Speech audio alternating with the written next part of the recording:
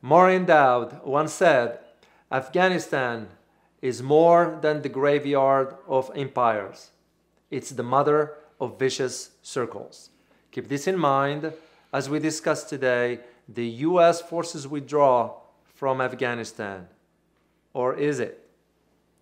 My name is Dr. David Walaloo. And my name is Dr. Ross Stewart. And you are watching Geopolitics in Conflict.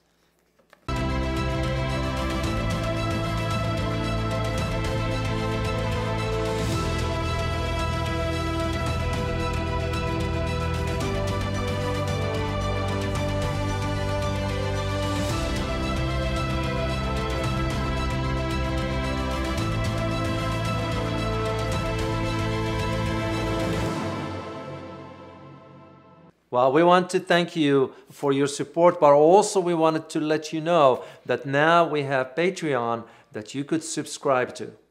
So we will have the link to it at the bottom of the description. 20 years ago, David, as you might already know, the United States and its allies invaded Afghanistan, ostensibly to get rid of the Taliban. And that war has cost over $2 trillion. Over 107,000 military, civilians, and police Afghani citizens are now dead. And about 2,300 American service people came home in body bags. What do you make of all this, David? Yeah, that's shocking, but at the same time, I'm not surprised, given the nature of that country, that no empire was able to invade Afghanistan. So I don't know what made the U.S. think that they could. So, well, basically, that war made it the longest and the costliest in American history. So, and yet, the sad part of all this, it was nothing to show for. What did we gain from all this? Nothing, basically. Even though President Biden says we accomplished what we set out to do. No, we did not. No, we did not. Because now here is the challenges that await the central government in Afghanistan. With the withdrawal of the U.S. forces, you can expect the return of Taliban to power. Well, they already control much of the country. And with a weak central government, I mean, you were there. You saw how the central government actually stood up. That's correct, Russ. I did spend a couple of years back and forth between Washington and Afghanistan. My first trip, I remember, was in 2003, I think, 2004, somewhere around that. And my last trip was in 2010. I wasn't surprised when I got there because I did a lot of reading about the history of Afghanistan and understanding how that society is. It is a tribal society. In other words... And you actually speak some of the language. A little bit. I can hold a little bit my own. In Afghanistan, they are divided between the north and the south. In the south, they speak Pashtun. In the north, they speak Dari. That's the two main languages over there. So, but for the society in itself, it's because it's a tribal society, the central government does not have that power they can project outside. A tribal society is not going to have loyalty to a central government. That's for sure. And this is why I recall one incident back in 2005 or so. The president of Afghanistan back then, Hamid Karzai, the joke was we used to call him the president of Kabul. Unsafe to leave the city? Because he couldn't leave the city, because it tells you right there how the society is. So what I do see moving forward with this, Ross, is that the return of Taliban is going to be forceful. You're already starting to see a spike in violence. As a matter of fact, just 2 days ago, it was a bombing of a school where young girls were killed. Yeah. Basically. So targeted. Well, this is not so surprising when the Taliban are actually saying, look, you guys are simply not credible. You make commitments, and May 1, you're going to be gone. Did you notice, David, it's past May 1? That is correct. Now they're saying September 11. The Taliban have no reason to believe that the Biden administration is going to carry through, especially because they hear the same kind of news we do. All the pressure on President Biden to continue the war, to keep troops there, to be in standby, to go back in a heartbeat if necessary. What's necessary mean? That's correct, Russ. And to Taliban is When you cut a deal, you cut a deal. Right. When it comes down to this, they're gonna follow through. If so far, the good thing is they have not declared war on U.S. forces. That's a good thing. I would say, knowing what I know about how they operate. But even today, they are declaring ceasefire for 3 days because of the holiday after Ramadan in Afghanistan, so they are not conducting operations. But it is my understanding that they're not going to wait for more negotiations, whatever. Their argument was that the U.S. the U.S. did not hold its end of the bargain. It doesn't matter whom they cut the deal with, President Trump or President Biden or whomever.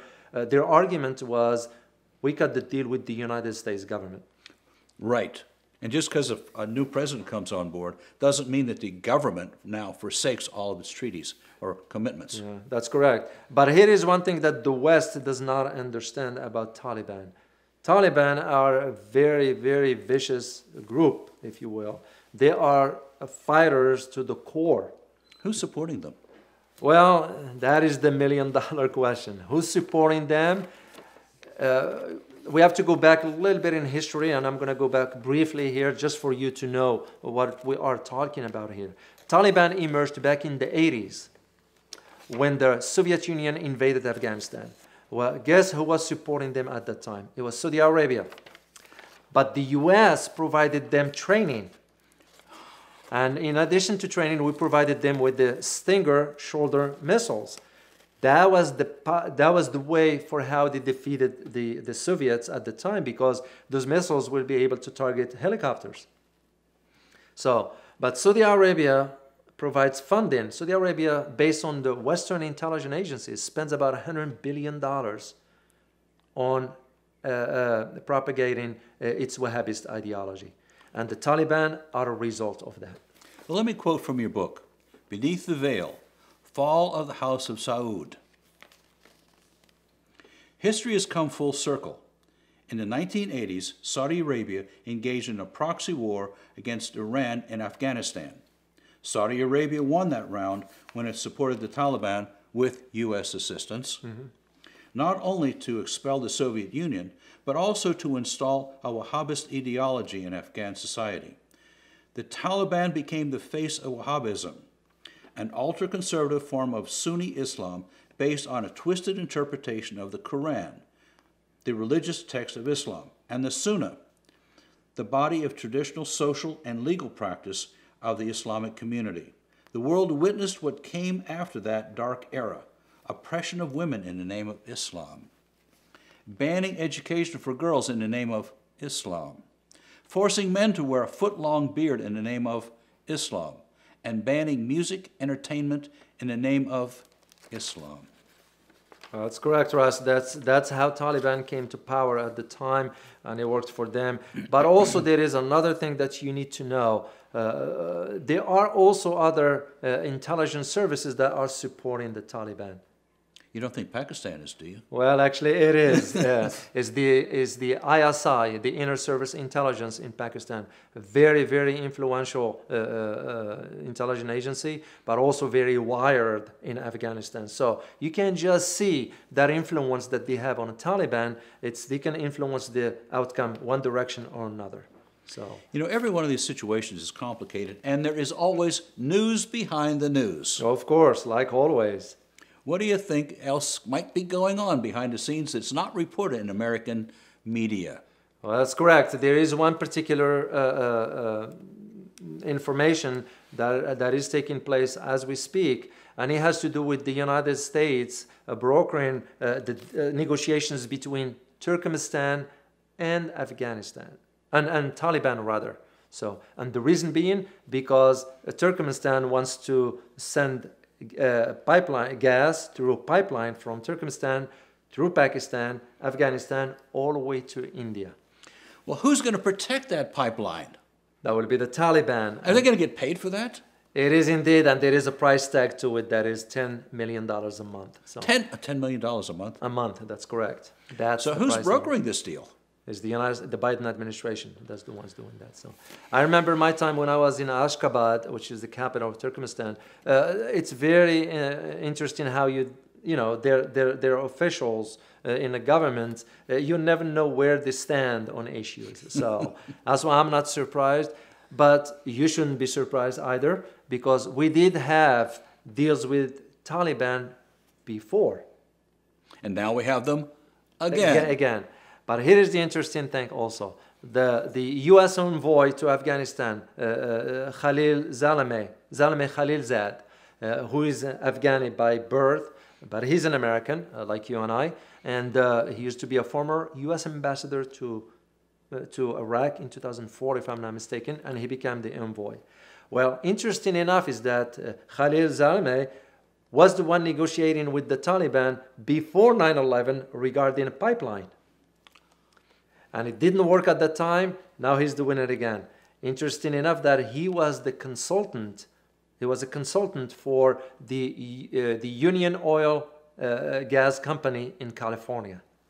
So there is always a deal or something behind the scenes that an average citizen is not going to understand. So and the major media is not going to tell you. No, and this is what we want you to know about why sometimes things work out certain ways. It's because there is behind the scenes dealings that take place. If President Biden is able to withstand the onslaught from the Pentagon and actually get the troops and contractors and allies out of there, somebody's going to have to continue to support the government in Kabul. Yeah, you know who that's going to be? Who? It's going to be you, the American taxpayer. The deal is that as long as this is going on, the United States is going to continue to pay. That means you're going to pay. And that explains our quote at the beginning. Afghanistan is the mother of vicious circles. Let us know your thoughts in the comments. Also be sure to check out our other videos. Don't forget to like, share, and subscribe. Thanks for watching. And as always, stay informed. Till next time. Bye-bye.